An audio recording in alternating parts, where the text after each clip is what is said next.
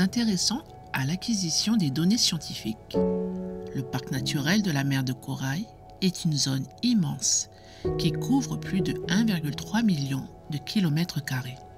Cet espace particulièrement préservé abrite une biodiversité extrêmement riche de coraux, de mammifères, d'oiseaux marins ou encore de crustacés. Si les missions scientifiques ont permis d'améliorer les connaissances, le parc conserve encore bien des secrets à découvrir. Alors déjà, le parc de la mer de Corail, il a été créé pour préserver et pour conserver la biodiversité qui s'y trouve. À l'intérieur, vous avez tout un panel d'écosystèmes, on va des récifs coralliens jusqu'aux failles océaniques, donc c'est très diversifié, c'est très préservé, et qui dit protection, dit gestion, et pour gérer cet espace, il faut le connaître. Et le problème, en fait, l'état des connaissances, il est très limité sur ces écosystèmes très diversifiés et très préservés. Ça, c'est la première nécessité, il faut connaître pour préserver. Si on prend les récifs coralliens, à l'échelle mondiale, il reste, l'évaluation dit, 1,5% des récifs qui sont quasi vierges. Et en Nouvelle-Calédonie, parmi ces 1,5%, on en a 30%. Donc 30% de ces derniers récifs préservés sont dans les eaux territoriales de Nouvelle-Calédonie. Donc c'est un enjeu énorme, c'est une responsabilité énorme. Et cette donnée, les chercheurs des autres, australiens, etc., oui, elle leur est nécessaire. On a des partenariats qui permettent d'inclure pour avoir cette référence par rapport aux autres systèmes qu'on observe.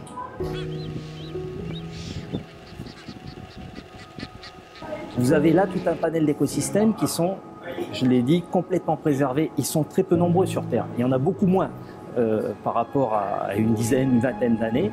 Et donc, peu nombreux, pas très connus. Il reste encore du temps pour qu'on aille acquérir la connaissance sur ces systèmes, pour savoir quelles espèces s'y trouvent, comment les écosystèmes fonctionnent, quelles sont les interactions entre eux. Et cette connaissance, si on ne va pas la chercher maintenant, demain, elle risque d'être perdue. Donc c'est un enjeu qui est quand même primordial. Mieux connaître pour mieux préserver.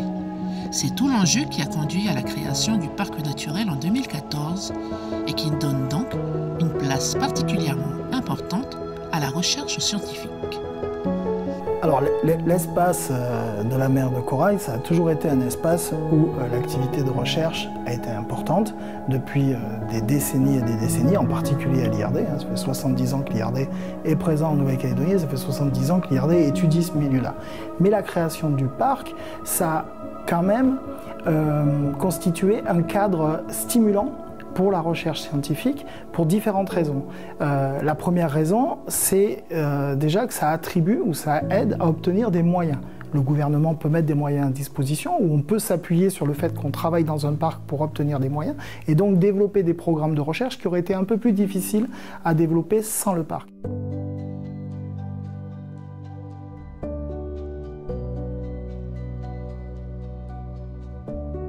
C'est la certitude, ou en tout cas c'est l'espoir, que les résultats de la recherche puissent se traduire en mesures de gestion et de conservation. Et ça stimule bien évidemment l'activité de recherche. Ça l'oriente aussi, c'est peut-être de la recherche qui est moins descriptive et qui est plus appliquée à la gestion.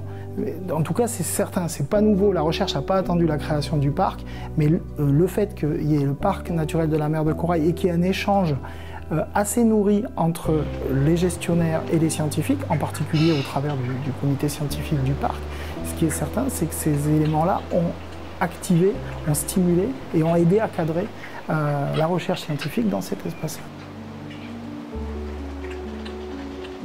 L'acquisition des connaissances est importante, mais la coordination entre le gouvernement, qui est le gestionnaire du parc, et les scientifiques l'est tout autant.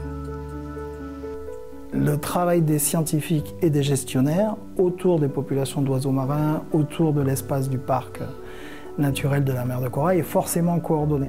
C'est-à-dire qu'à la fois pour conduire des recherches, il faut avoir le feu vert du gouvernement et des responsables du parc, ça c'est normal. Et également, le parc a besoin, pour bâtir sa gestion, d'avoir un certain nombre d'éléments de connaissances qui sont issus donc des travaux de recherche. Donc il y a un véritable aller-retour dans la réflexion, et notamment au niveau de l'IRD, les programmes qu'on conduit, en particulier sur les oiseaux marins ou sur le fonctionnement de ces systèmes insulaires, ce sont des programmes avant tout scientifiques, mais qui ont pour vocation à apporter des éléments de connaissance qui peuvent se traduire en décisions en matière de gestion ou de conservation. Donc les deux approches, gestion et conservation, vont vraiment ensemble, même si les acteurs sont différents.